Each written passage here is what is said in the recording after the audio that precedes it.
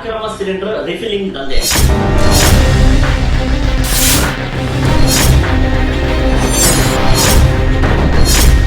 ಏನು ಅವಳಿ ನಗರದಲ್ಲಿ ರಾಜಾರೋಷವಾಗಿ ಸಿಲಿಂಡರ್ ರಿಫಿಲಿಂಗ್ ದಂಧೆಯನ್ನ ನಡೆಸ್ತಾ ಇದ್ದಾರೆ.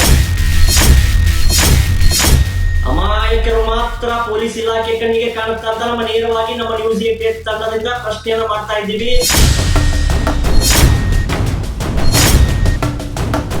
ಇಲಾಖೆ ನೇರವಾಗಿ ಪ್ರಶ್ನೆಯನ್ನ ಮಾಡ್ತೀನಿ, ಇಂತಹ ದೊಡ್ಡ ದೊಡ್ಡ ದಂಧೆಕೋರರು ನಿಮ್ಮ ಕಣ್ಣಿಗೆ ಕಾಣುವುದಿಲ್ಲ. ಈ ರೀತಿಯಾದಂತಹ ದಂಧೆ ಸಾಕಷ್ಟು ಪ್ರಮಾಣದಲ್ಲಿ ಅವಳಿ ನಗರದಲ್ಲಿ ನಡೀತಾ ಇದೆ.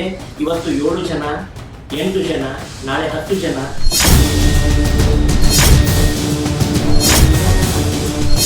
ಇವರು ಮಾಡುವಂತಹ ಹಲ್ಕಾ ಕೆಲಸಕ್ಕೆ ಜನರಿಗೆ, ಮನೆಗಳಿಗೆ, ಮನೆಯಲ್ಲಿರ್ತಕ್ಕಂಥ ಸಿಲಿಂಡರ್ ಲೀಕ್ ಆಗಿ ಏನಾದರೂ ಬ್ಲಾಸ್ಟ್ ಆದರೆ ನೇರವಾಗಿ ಪೊಲೀಸ್ ಇಲಾಖೆ ಮತ್ತು ಜಿಲ್ಲಾಡಳಿತನೇ ಹೊಣೆ ಅಂತ ಹೇಳ್ತೀವಿ.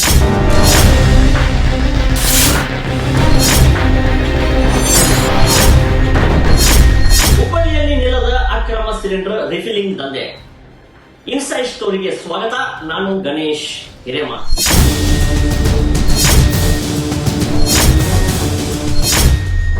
ಏನು ಅವಳಿ ನಗರದಲ್ಲಿ ರಾಜಾರೋಷವಾಗಿ ಸಿಲಿಂಡರ್ ರಿಫಿಲಿಂಗ್ ದಂಧೆಯನ್ನ ರಾಜಾರೋಷವಾಗಿ ನಡೆಸ್ತಾ ಇದ್ದಾರೆ ಅಂತ ವಿಸ್ತೃತವಾದ ವರದಿಯನ್ನ ನಿಮ್ಮ ನ್ಯೂಸ್ 88 ಕನ್ನಡ ವಾಹಿನಿ ಕಂಟಿನ್ಯೂ ಆಗಿ ಮಾಡುತ್ತಲೇ ಬರ್ತಿದೆ. ಆದ್ರೆ ಇಲ್ಲಿಯ ದಂಧೆಕೋರರು ಯಾವುದೇ ರೀತಿಯಾದಂತಹ ಪೊಲೀಸ್ ಇಲಾಖೆಗೆ ಆಗಲಿ, ಯಾವುದೇ ರೀತಿಯಾದಂತಹ ಆಹಾರ ಇಲಾಖೆಗೆ ಆಗಲಿ, ಯಾವುದೇ ರಾಜಕಾರಣಿಗೆ ಆಗಲಿ ಹೆದರ್ತಾ ಇಲ್ಲ. ಯಾಕೆ ಹೆದರ್ತಾ ಇಲ್ಲ? ಯಾರು ಇವರ ಬೆನ್ನ ಹಿಂದೆ ನಿಂತಿದ್ದಾರೆ? ಹಗಲು ಅನ್ನದೇ, ರಾತ್ರಿ ಅನ್ನದೇ ಇಲ್ಲಿ ಇರ್ತಕ್ಕಂತಹ ಅವಳಿ ನಗರದಲ್ಲಿ ರಾಜಾರೋಷವಾಗಿ ವೆಹಿಕಲ್ಗಳು ಟ್ರಾಫಿಕ್ ಪೊಲೀಸರ ಮುಂದೆ ಹಾದು ಹೋಗ್ತವೆ. ಅವರ ಮುಂದೆ ಹಾದು ಹೋದ್ರೆ ಯಾವುದೇ ರೀತಿಯಾದಂತಹ ವೆಹಿಕಲ್ ಇನ್ಸೂರೆನ್ಸ್ ಇರಲ್ಲ, ಯಾವುದೇ ರೀತಿಯಾದಂತಹ ದಾಖಲಾತಿ ಇರಲ್ಲ. ಇವೆಲ್ಲದರ ಕುರಿತು ಕಳೆದ ಬಾರಿ ವಿಸ್ತೃತವಾದ ವರದಿಯನ್ನ ಪ್ರಸಾರ ಮಾಡಿತ್ತು. ಆದ್ರೂ ಕೂಡ ಪೊಲೀಸ್ ಇಲಾಖೆ ಯಾವುದೇ ರೀತಿಯಾದಂತಹ ಕ್ರಮ ಕೈಗೊಂಡಿಲ್ಲ. ಜೊತೆಗೆ ದಂಧೆಕೋರರು ಟ್ರಾಫಿಕ್ ಅಲ್ಲೇ ಅಧಿಕಾರಿಯ ಮುಂದೆಯೇ ತಮ್ಮ ವೆಹಿಕಲ್ ಅನ್ನ ಲೋಡ್ ಮಾಡ್ಕೊಂಡು ತೆಗೆದುಕೊಂಡು ಹೋಗ್ತಾರೆ. ಅಧಿಕಾರಿಗಳಿಗೆ ಪಾಪ ಅಮಾಯಕ ಬೈಕ್ನವರು ಕಾಣ್ತಾರೆ, ಅಮಾಯಕ ರೈತರು ಕಾಣ್ತಾರೆ. ಯಾವುದೇ ರೀತಿಯಾದ APMC ಹೋಗ್ತಾ ಇರ್ತಾರೆ, ಕಾಳುಗಳನ್ನ ತಗೊಂಡು ಅಂತವ್ರನ್ನ ತಡಿತಾರೆ, ದಂಡ ಹಾಕ್ತಾರೆ. 500 ಅನ್ನಲ್ಲ, 1000 ಅನ್ನಲ್ಲ, 10,000 ಅನ್ನಲ್ಲ, 25,000 ಅನ್ನಲ್ಲ. ಇಂತಹ ಅಕ್ರಮ ದಂಧೆಕೋರರು ನಿಮ್ಮ ಕಣ್ಣಿಗೆ ಕಾಣೋದಿಲ್ಲ ಅಧಿಕಾರಿಗಳೇ. DCP ರವೀಶ್ ಅವರೇ, ನಿಮಗೆ ನೇರವಾಗಿ ಒಂದು ಪ್ರಶ್ನೆಯನ್ನ ಮಾಡ್ತೀನಿ. ಅವಳಿ ನಗರದಲ್ಲಿ ಟ್ರಾಫಿಕ್ ಅನ್ನ ದಾಟ್ಕೊಂಡು ಇಂತಹ ಅಕ್ರಮ ದಂಧೆಕೋರರು ಹುಬ್ಬಳ್ಳಿ ನಿಮ್ಮ ಸಿಟಿಯಲ್ಲೇ ದಾಟ್ಕೊಂಡು ಗ್ರಾಮೀಣ ಪ್ರದೇಶಕ್ಕೆ ಹೋಗ್ತಾರೆ. ಸಿಟಿಯಲ್ಲೇ ಕೆಲವೊಂದಿಷ್ಟು ಇವರು ಸ್ಟಾಕ್ ಅನ್ನ ಮಾಡ್ತಾ ಇದ್ದಾರೆ. ನಿಮ್ಮ ಪೊಲೀಸ್ ಅಧಿಕಾರಿಗಳಿಗೆ ಕಣ್ಣಿಗೆ ಕಾಣುವ ಇಂತಹ ವೆಹಿಕಲ್ಗಳು ಯಾವುದೇ ರೀತಿಯಾದಂತಹ ದಾಖಲಾತಿ ಇರಲ್ಲ, ಸಿಲಿಂಡರ್ ವಾಹನ ಅಂತ ಇರಲ್ಲ, ಏಜೆನ್ಸಿ ನೇಮ್ ಇರಲ್ಲ, ಯಾವುದೇ ರೀತಿಯಾದಂತಹ ದಾಖಲಾತಿ ಇರಲ್ಲ. ಇಷ್ಟೆಲ್ಲ ರಾಜಾರೋಷವಾಗಿ ನಿಮ್ಮ ಅಧಿಕಾರಿಗಳ ಕಣ್ಣು ಮುಂದೆ ದಾಟ್ಕೊಂಡು ಹೋಗ್ತಾರಂದ್ರೆ ಇವರಿಗೆ ಎಷ್ಟು ಧೈರ್ಯ ಇರಬಹುದು ಅಂತ. ಎನ್ ಶಶಿಕುಮಾರ್ ಅವರು ಬಂದ ನಂತರ ಪೊಲೀಸ್ ಇಲಾಖೆಗೆ ಹೆದರ್ತಕ್ಕಂತಹ ಅಕ್ರಮ ದಂಧೆಕೋರರು ಕೆಲವೊಂದು ಗ್ರಾಮೀಣ ಪ್ರದೇಶಕ್ಕೆ ಹೋಗಿದ್ದಾರಂತ ಮಾಹಿತಿ ಕೂಡ ಬಂದಿದೆ. ಇಂತಹ ದಂಧೆಕೋರರು ನಿಮ್ಮ ಇಲಾಖೆ ಮುಂದೆಯೇ ಅಕ್ರಮವಾಗಿ ಚಟುವಟಿಕೆಗಳನ್ನ ನಡೆಸಿದ್ದಾರೆ. ಅಮಾಯಕರು ಮಾತ್ರ ಪೊಲೀಸ್ ಇಲಾಖೆ ಕಣ್ಣಿಗೆ ಕಾಣುತ್ತಾ ಅಂತ ನಮ್ಮ ನೇರವಾಗಿ ನಮ್ಮ ನ್ಯೂಸ್ 88 ತಂಡದಿಂದ ಪ್ರಶ್ನೆಯನ್ನ ಮಾಡ್ತಾ ಇದ್ದೀವಿ. ಅಮಾಯಕರು ಮಾತ್ರ ನಿಮ್ ಕಣ್ಣಿಗೆ ಕಾಣ್ತಾರ? ಪಾಪ ಅವ್ರ ಹತ್ರ ದುಡ್ಡು ಕೊಡಾಕೆ ದುಡ್ಡೆಲ್ಲ ಯಾವ್ದಕ್ಕೆ ಫೋನ್ ಹಚ್ತಾರೆ, ಸರ 200 ರೂಪಾಯಿ ಹಾಕಿ ಅಂತ ಫೋನ್ ಹಚ್ತಾರೆ. ಏನೋ ಪರಿಚಯ ಇರ್ತಾರೆ, ಬಿಡ್ತಾರೆ ಅಮಾಯಕರು. ಆದರೆ ಇಲಾಖೆ ನೇರವಾಗಿ ಪ್ರಶ್ನೆಯನ್ನ ಮಾಡ್ತೀನಿ, ಇಂತಹ ದೊಡ್ಡ ದೊಡ್ಡ ದಂಧೆಕೋರರು ನಿಮ್ಮ ಕಣ್ಣಿಗೆ ಕಾಣುವುದಿಲ್ವಾ? ಕಳೆದ ಬಾರಿ ಉಣ್ಕಲ್ನಲ್ಲಿ ಒಂದು ಪ್ರಕರಣ ಆಯ್ತು, ಸಿಲಿಂಡರ್ ಬ್ಲಾಸ್ಟ್ ಆಯ್ತು, 9 ಜನಕ್ಕೆ ಗಾಯಾಳುಗಳು. ಪಾಪ ಅದರಲ್ಲಿ 8 ಜನ ತೀರಿ ಹೋದ್ರು. ಆ ಸಿಲಿಂಡರ್ ಎಲ್ಲಿಂದ ಬಂತು? ಯಾವ ಏಜೆನ್ಸಿಯಿಂದ ಬಂತು? ಸ್ವಲ್ಪ ಆದ್ರೂ ಏನಾದ್ರೂ ತನಿಖೆ ಮಾಡಿದ್ರೆ ಅಧಿಕಾರಿಗಳೇ, ಅಲ್ಲಿರ್ತಕ್ಕಂಥ ಸಿಲಿಂಡರ್ ಯಾವ ಏಜೆನ್ಸಿಯಿಂದ ಬಂತು, ಆ ಸಿಲಿಂಡರ್ ಯಾವ ರೀತಿ ರಿಫಿಲ್ಲಿಂಗ್ ಮಾಡ್ತಾರೆ, ಯಾವ ರೀತಿ ಮಾಡ್ತಾರೆ ಅಂದ್ರೆ ಇವರು ಮನೆ ಸಿಲಿಂಡರ್ ಏನು ಏಜೆನ್ಸಿ ಮುಖಾಂತರ ಹೋಗಿರ್ತಾವಲ್ಲ, ಅವುಗಳನ್ನ ನಿರ್ಜನ ಪ್ರದೇಶಕ್ಕೆ ಆ ವೆಹಿಕಲ್ ನ ತೆಗೆದುಕೊಂಡು ಹೋಗಿ ತಮ್ಮ ಹತ್ರ ಕಮರ್ಷಿಯಲ್ ಸ್ಟಾಕ್ ಸಿಲಿಂಡರ್ ಇರ್ತಾವೆ, ಮನೆಗೆ ಬಳಸ್ತಕ್ಕಂತಹ ಸಿಲಿಂಡರ್ಗಳಿಂದ ಕಮರ್ಷಿಯಲ್ ಸಿಲಿಂಡರ್ಗೆ 2 ಕೆಜಿಯನ್ನ ಕದೀತಾರೆ. ಕದ್ದ ನಂತರ ವಾಪಸ್ ರಿಫಿಲ್ ಮಾಡ್ತಾರೆ, ಸ್ಟಿಕರ್ ಕೂಡ ರಿಫಿಲ್ ಮಾಡ್ತಾರೆ, ಪ್ಲಾಸ್ಟಿಕ್ ಅನ್ನ ಫಿಲ್ ಮಾಡ್ತಾರೆ, ಅರ್ಧ ಮುರ್ಧ ಗ್ಯಾಸ್ ಅನ್ನ ಒಳಗಡೆ ಇರ್ತಕ್ಕಂಥ ವಯಸ್ಸನ್ನ ಹಾಕಿರ್ತಾರೆ. ಈ ರೀತಿ ಅಕ್ರಮ ದಂಧೆಕೋರರು ತಮ್ಮ ಕೈ ಚಳಕವನ್ನ ಈ ರೀತಿ ತೋರಿಸ್ತಾ ಇದ್ದಾರೆ. ಸ್ವಲ್ಪನಾದ್ರೂ ಯಾವುದೇ ರೀತಿಯಾದಂತಹ ಇನ್ಸೈಡ್ ಆಗಿ ತನಿಖೆಯನ್ನ ಮಾಡಿದ್ರೆ ಇಂತಹ ದಂಧೆಕೋರರು ಸಿಕ್ಕಾಕೊಳ್ಳೋದು ಖಂಡಿತ. ಲಾಸ್ಟ್ ಟೈಮ್ ಏನು ಉಣ್ಕಲ್ ನಲ್ಲಿ ಅಚ್ಚವ್ವನ ಕಾಲೋನಿಯಲ್ಲಿ ಸಿಲಿಂಡರ್ ಬ್ಲಾಸ್ಟ್ ಆಯ್ತು. ಸಿಲಿಂಡರ್ ಬ್ಲಾಸ್ಟ್ ಆದ ನಂತರ 8 ಜನ ಮಾಲಾಧಿಕಾರಿಗಳು ಪಾಪ ಮೃತಪಟ್ಟರು. ಜೊತೆಗೆ ಅದರಲ್ಲಿ 12 ವರ್ಷದ ಬಾಲಕ ಯಾವುದೋ ಒಂದು ದೇವರ ಕೃಪೆಯಿಂದ ಬದುಕುಳಿದ. ಅವರ ತಂದೆ ಏನೋ ಮಾಲೆಯನ್ನ ಹಾಕ್ತಾ ಇದ್ರು, ಮಗನಿಗೂ ಇಷ್ಟ ಹಾಕಿದ್ರು. ಅವರ ತಂದೆ ಪುಣ್ಯ ಏನೋ ಅಂತ ಹೇಳ್ಬಹುದು. ಜೊತೆಗೆ ಆ ಬಾಲಕ ಬದುಕುಳಿದ. ಅದರಲ್ಲಿ ಒಂದನೆಯದಾಗಿ ನಿಜಲಿಂಗಪ್ಪ ಬೇಪುರಿ 58 ವರ್ಷ, ಸಂಜಯ್ ಸವದತ್ತಿ 19 ವರ್ಷ, ರಾಜು ಮುಗೇರ್ 16 ವರ್ಷ, ಲಿಂಗರಾಜ್ ಬೀರ್ನೂರ್ 19 ವರ್ಷ, ಶಂಕರ್ ಚೌಹಾಣ್ 13 ವರ್ಷ, ಮಂಜುನಾಥ್ ಬಾಗ್ಮುಡೆ 18 ವರ್ಷ, ತೇಜೇಶ್ವರ್ ಸಾತಾರೆ 26 ವರ್ಷ, ಜೊತೆಗೆ ಪ್ರಕಾಶ್ ಬಾರ್ಕೇರ್ 42 ವರ್ಷ. ಒಟ್ಟು 8 ಜನ ಮಾಲಾಧಾರಿಗಳು ಮೃತಪಟ್ಟರು. ಅತ್ಯಂತ ಭೀಕರವಾದಂತಹ ದುರ್ಘಟನೆ ಅದು, ನೆನೆಸ್ಕೊಳ್ಳೋಕು ಆಗಲ್ಲ. ಪ್ರಕಾಶ್ ಬಾರ್ಕೇರ್ ಅವರನ್ನು ಹೊರತುಪಡಿಸಿದ್ರೆ 7 ಜನನೂ ಕೂಡ ಮದುವೆ ಆಗಿಲ್ಲ. ದುರಾದೃಷ್ಟ ನೋಡಿ ಯಾವ ರೀತಿ. ಒಬ್ಬರನ್ನ ಹೊರತುಪಡಿಸಿದ್ರೆ ಯಾರು ಕೂಡ ಮದುವೆ ಆಗಿಲ್ಲ.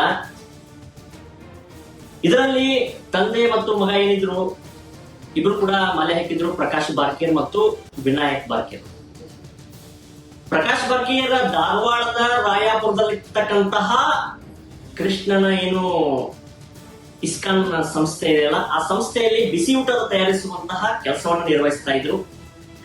ಜೊತೆಗೆ ಮಗನಿಗೆ 2 ವರ್ಷದಿಂದ ಮಾಲೆಯನ್ನ ಕೂಡ ಹಾಕ್ತಾ ಇದ್ರು. 9 ಜನ ಮಾಲಾಧಾರಿಗಳ ಪೈಕಿ 6 ಜನ ಮಾಲಾಧಾರಿಗಳು ಏನಾದ ಮೇಲೆ ಬಿಲ್ಡಿಂಗ್ ಇತ್ತಲ್ಲ, ಆ ಬಿಲ್ಡಿಂಗ್ ಮೇಲಿಂದ ಜಿಗಿದು ತಮ್ಮ ಪ್ರಾಣವನ್ನ ಉಳಿಸಿಕೊಳ್ಳುವಂತ ಪ್ರಯತ್ನವನ್ನ ಕೂಡ ಮಾಡಿದ್ರು.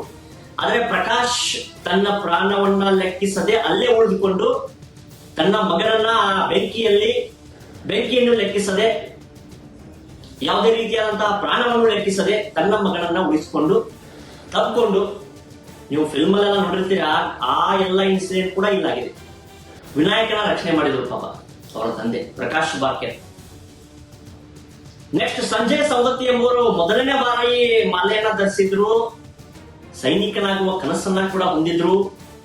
ಜೊತೆಗೆ ತುಮಕೂರಿನ ಸಿದ್ಧಗಂಗಾ ಮಠದಲ್ಲಿ ತಮ್ಮ ವ್ಯಾಸಂಗವನ್ನ ಮುಗಿಸಿ ಬಂದ ನಂತರ ಏನು ಖಾಸಗಿ ಒಂದು ಕಾಲೇಜಿನಲ್ಲಿ BA ಪದವಿಯನ್ನ ಕೂಡ ಪಡೆದಿದ್ರು. ನೆಕ್ಸ್ಟ್ ಲಿಂಗರಾಜ್ ಕೂಡ ಮನೆಯನ್ನ ಜವಾಬ್ದಾರಿ ಹೊತ್ತು BVB ಕಾಲೇಜಿನಲ್ಲಿ ಗಾರ್ಡನ್ ನಿರ್ವಹಣೆ ಮಾಡ್ತಾ ಇದ್ರು. ಮಂಜುನಾಥ್ ವಾಗ್ಮಡೆ ಡಿಪ್ಲೊಮಾ ವ್ಯಾಸಂಗ ಮಾಡುತ್ತಿದ್ರು. ತಂದೆಯನ್ನ ಆಟೋ ಡ್ರೈವರ್ ಆಗಿ ಕೂಡ ಕೆಲಸ ಮಾಡ್ತಾ ಇದ್ರು. ಶಂಕರ್ ಚೌಹಾಣ್ ಕಿಮ್ಸ್ ನಲ್ಲಿ ವಾರ್ಡ್ ಬಾಯ್ ಆಗಿ ಕೆಲಸ ಮಾಡ್ತಾ ಇದ್ರು. ಇನ್ನು ಉಳಿದರೆಲ್ಲ ಸಣ್ಣ ಪುಟ್ಟ ಕೆಲಸ ಮಾಡ್ತಾ ಇದ್ರು. ಇವೆಲ್ಲರೂ ಕೂಡ ಕನಸನ್ನ ಹೊತ್ಕೊಂಡಿರ್ತಕ್ಕಂತ, ಮದುವೆ ಆಗಿಲ್ಲ, ಏನೂ ಆಗಿಲ್ಲ, ದೊಡ್ಡ ಕನಸನ್ನ ಇಟ್ಕೊಂಡಿರ್ತಾರೆ, ಏನೇನು ಮಾಡ್ಬೇಕಂತ ಅನ್ಕೊಂಡಿರ್ತಾರೆ. ಇವರೆಲ್ಲರ ಪ್ರಾಣವನ್ನ ಇಂತಹ ದಂಧೆಕೋರರು ಅವರ ಪ್ರಾಣವನ್ನ ತೆಗೆದಿದ್ದಾರೆ. ನೇರವಾಗಿ ಸಿಲಿಂಡರ್ ಬ್ಲಾಸ್ಟ್ ಆಗಿದ್ದಕ್ಕೆ ಕಾರಣ ದಂಧೆಕೋರರು ಇವರೆಲ್ಲ ಪ್ರಾಣ ಮುಗಿದ್ದು ಕೂಡ ಆ ಸಿಲಿಂಡರ್ ಇಂದನೇ. ಸಿಲಿಂಡರ್ ಎಲ್ಲಿಂದ ಬಂತು? ಸಿಲಿಂಡರ್ ಯಾವ ರೀತಿ ಬ್ಲಾಸ್ಟ್ ಆಯ್ತು? ಆ ಸಿಲಿಂಡರ್ ಯಾವ ಏಜೆನ್ಸಿಯಿಂದ ಬಂತು? ಸಿಲಿಂಡರ್ ಬ್ಲಾಸ್ಟ್ ಆಗಕ್ಕೆ ಏನು ಮುಖ್ಯ ಕಾರಣ ಏನು? ಕಳೆದ ವಾರ ಧಾರವಾಡದಲ್ಲೂ ಕೂಡ ಒಂದು ಸಿಲಿಂಡರ್ ಲೀಕ್ ಆಗಿ ಬ್ಲಾಸ್ಟ್ ಆಯಿತು. ಈ ರೀತಿಯಾದಂತಹ ಘಟನೆಗಳು ಮೇಲೆ ನಡೀತಾ ಇದೆ. ಬೇರೆ ಜಿಲ್ಲೆಯಲ್ಲಿ ನಡೀತಾ ಇದೆ. ಬೆಂಗಳೂರಲ್ಲಿ ಕೂಡ ಅದು ಮೇಲೆ ನಡೀತಿದೆ. ಒಂದು ಸಲ ಸಿಲಿಂಡರ್ ಬ್ಲಾಸ್ಟ್ ಆದ್ರೆ ಪಕ್ಕದ ಮನೆ ಇಂದ ಹಿಡಿದು ನಮ್ಮ ಮನೆ ಕೂಡ ಬ್ಲಾಸ್ಟ್ ಆಗುತ್ತೆ. ಅಷ್ಟು ಹೆವಿ ಏನು ಸೌಂಡ್ ಇಂದ, ಹೆವಿ ಇದರಿಂದ ಅವರು ಮನೆ ಕೂಡ ಕುಸಿದು ಬಿಡುತ್ತೆ. ಯಾವ ಜನ, ಯಾವ ಲೆಕ್ಕ ಇನ್ನ. ಈ ರೀತಿಯಾದಂತಹ ದಂಧೆ ಸಾಕಷ್ಟು ಪ್ರಮಾಣದಲ್ಲಿ ಅವಳಿ ನಗರದಲ್ಲಿ ನಡೀತಾ ಇದೆ. ಇವತ್ತು 7 ಜನ, 8 ಜನ, ನಾಳೆ 10 ಜನ, ನಾಳೆ ಹುಬ್ಳಿ, ಆಮೇಲೆ ಧಾರವಾಡ, ಇಡೀ ಧಾರವಾಡ ಜಿಲ್ಲೆನೇ ಬ್ಲಾಸ್ಟ್ ಮಾಡುವಂತಹ ಇಂತಹ ದಂಧೆಕೋರನ್ನ ಮಟ್ಟ ಹಾಕಲು ಅಧಿಕಾರಿಗಳೇ ಆಗ್ತಾ ಇಲ್ವಾ ಅನ್ನೋ ಯಕ್ಷ ಪ್ರಶ್ನೆ ನಮ್ಮಲ್ಲಿ ಮೂಡ್ತಾ ಇದೆ. ಸಾರ್ವಜನಿಕರು ಕೇಳ್ತಾ ಇದ್ದಾರೆ, ಸರ್ ಯಾಕೆ ಸರ್ ಅವತ್ತು ಉಣಕಲ್ನಲ್ಲಿ ಈ ರೀತಿಯಾದಂತ ಇನ್ಸಿಡೆಂಟ್ ಆಯ್ತು,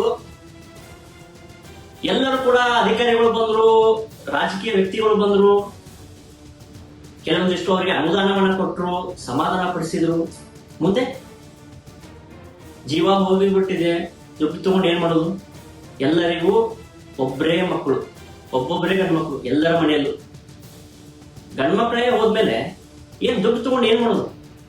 ಸಾಕಷ್ಟು ಕನಸುಗಳನ್ನ ಇಟ್ಕೊಂಡಿರ್ತಾರೆ, ಸಾಕಷ್ಟು ಆಸೆಗಳನ್ನ ಇಟ್ಕೊಂಡಿರ್ತಾರೆ. ಇವೆಲ್ಲವೂ ಕೂಡ ಈ ರೀತಿಯಾದಂತಹ ದಂಧೆಕೋರರು ರಾಜಾರೋಷವಾಗಿ ನಡೆಸ್ತಾ ಇದ್ದಾರೆ. ಗ್ರಾಮೀಣ ಪೊಲೀಸರು ಏನು ಕಳೆದ ಬಾರಿ ತಾರಿಹಾಳನ ಹೊರವಲಯದಲ್ಲಿರ್ತಕ್ಕಂಥ ಒಂದು ಅಕ್ರಮ ಕೋಳಿ ಫಾರ್ಮ್ ನಲ್ಲಿ ಏನು ಸಂಗ್ರಹಣೆಯನ್ನ ಮಾಡಿದ್ರು, ಅದು ಕೂಡ ನಮ್ಮ ತಂಡ ಮತ್ತು ಪೊಲೀಸ್ ಇಲಾಖೆ ಮತ್ತು ಆಹಾರ ಇಲಾಖೆಯ ಜಂಟಿ ಕಾರ್ಯಾಚರಣೆಯಲ್ಲಿ ರೈಡ್ ಮಾಡಲಾಗಿತ್ತು. ಜೊತೆಗೆ ಮೊನ್ನೆ ಕೂಡ ಚನ್ನಾಪುರದಲ್ಲಿ ಸಾಕಷ್ಟು ಪ್ರಮಾಣದ ಸಿಲಿಂಡರ್ ಕೂಡ ಸಿಕ್ಕಿದ್ವು, 2 ವೆಹಿಕಲ್ ಸಿಕ್ಕಿದ್ದು, 5 ಜನ ಕೂಡ ಅರೆಸ್ಟ್ ಆದ್ರು. ಇಷ್ಟೆಲ್ಲ ಆಗ್ತಾ ಇದೆ, ಗ್ರಾಮೀಣ ಪ್ರದೇಶದಲ್ಲಿ ಆಗ್ತಾ ಇದೆ. ಜೊತೆಗೆ ಸಿಟಿಯಲ್ಲೇ ಆ ವೆಹಿಕಲ್ ಅಡ್ಡಾಡ್ತಿರ್ತವೆ. ನಾನು ಅವಾಗಲೇ ಹೇಳಿದಂಗೆ ಸಿಟಿಯಲ್ಲಿ ಅಡ್ಡಾಡ್ತಿರ್ತವೆ, ಪೊಲೀಸರು ತೆಗೆದು ತಪಾಸಣೆ ಮಾಡಬಹುದು. ಏಜೆನ್ಸಿ ಯಾವ್ದು ಅಂತ ಕೇಳ್ಬೋದು, ಯಾರು ಇವರು ಬೆನ್ನ ಹಿಂದೆ ನಿಂತಿದ್ದಾರೆ ಅಂತ ಕೇಳ್ಬೋದು. ಟ್ರಾಫಿಕ್ ಪೊಲೀಸರು ಏನೋ ಇವರನ್ನ ತಡೆದು ವಿಚಾರಣೆ ಮಾಡಿದ್ರೆ ನಿಜವಾಗ್ಲೂ ಇದಕ್ಕೆ ಕಡಿವಾಣ ಪೊಲೀಸ್ ಇಲಾಖೆಯಿಂದಲೇ ಆಗುತ್ತೆ ಅನ್ನೋದು ನಮ್ಮ ಭರವಸೆ ಇದೆ.